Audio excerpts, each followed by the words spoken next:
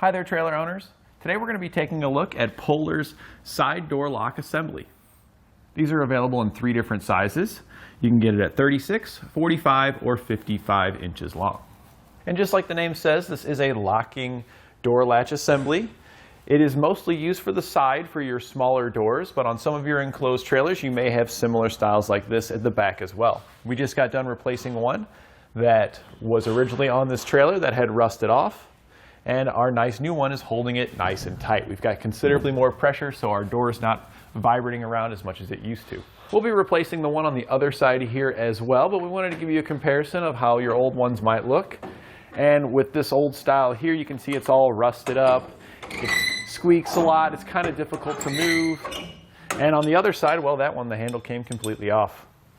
Our new one's going to be nice, smooth, and easy to operate.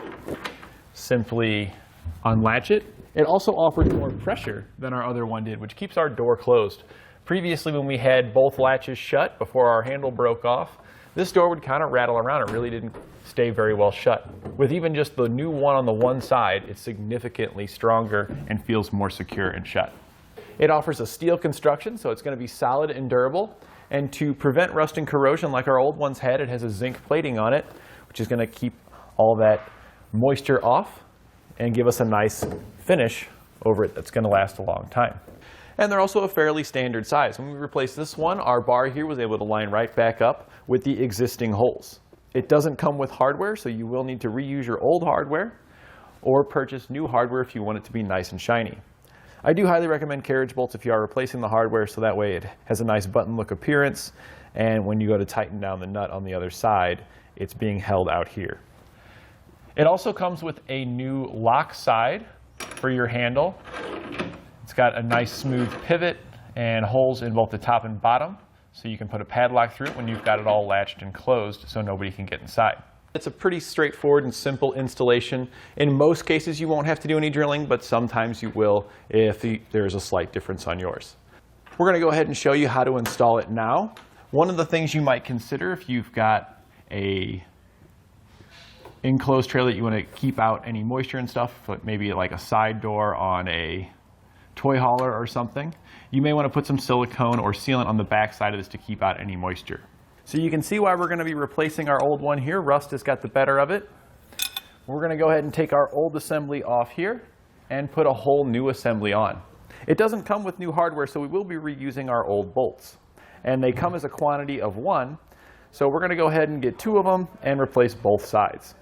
That way we'll have a matching look here at the back of our trailer, and we don't have to worry about this happening to the other side as well.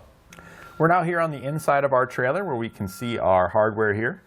On some of your trailers you may have a trim piece here that you need to remove. Ours doesn't have any kind of enclosure on it covering it up.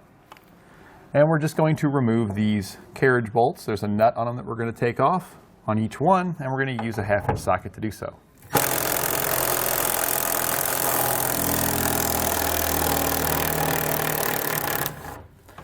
And then we can just slide it off of here.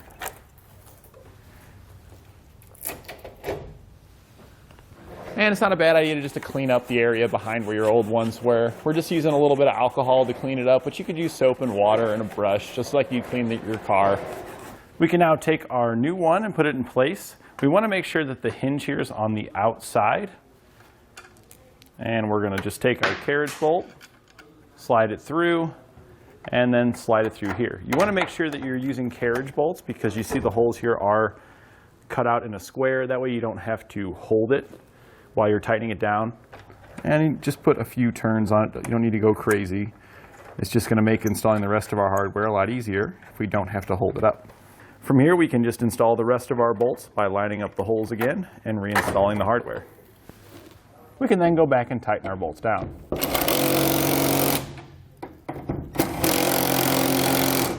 So we're just going to take these off on the back side. Ours are nuts that have Torx bit openings in them. We're going to use a T55 Torx for ours, but yours could potentially be something else.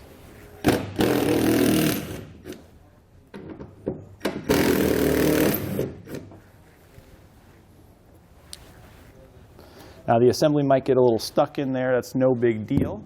We can just knock it through with our hammer, and an easy way to ensure you don't damage the threads. Now I know this is an old one, so we're not going to be reusing it anyway. We can thread our nuts on there, and that usually is enough to help us tap it just to kind of get it started.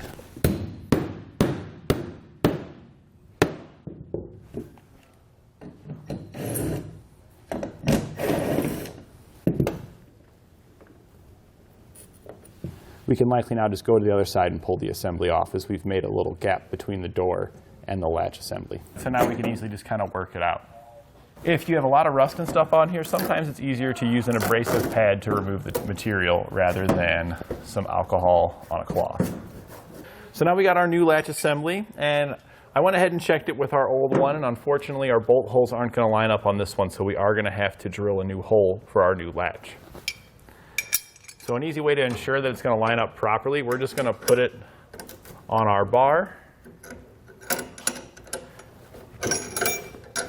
push it in place,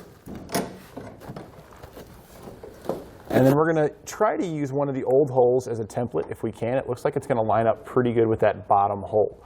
So since it's going to line up with our bottom hole just fine, we're going to go ahead and use that bottom hole, then we'll just set this thing up straight after running it through and use the top hole as a template. So I've gone ahead and just slid the bolt in. I didn't tighten it down yet.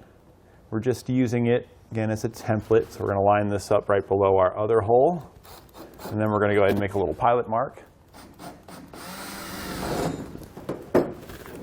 We can move our bracket out of the way and then just finish drilling this out. We're using a 5/16 drill bit.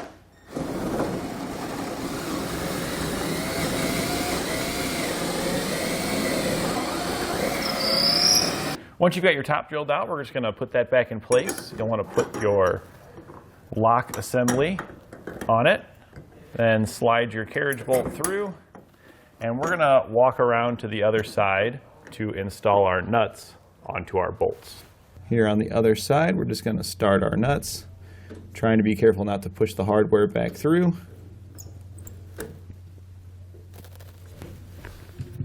And then we can just tighten them back down.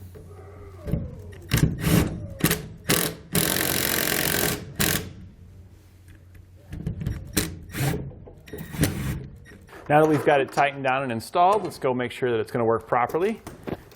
We've got good tension on our door that's going to hold it shut, and our latch works properly. Now you might be wondering what we're going to do about this hole here.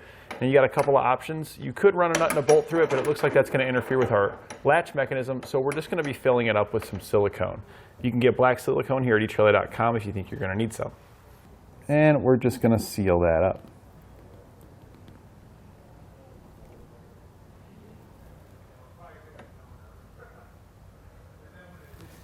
You can also fill in the inside if you want to ensure that you're completely sealed. And that completes our look at the Polar side door bar lock assemblies.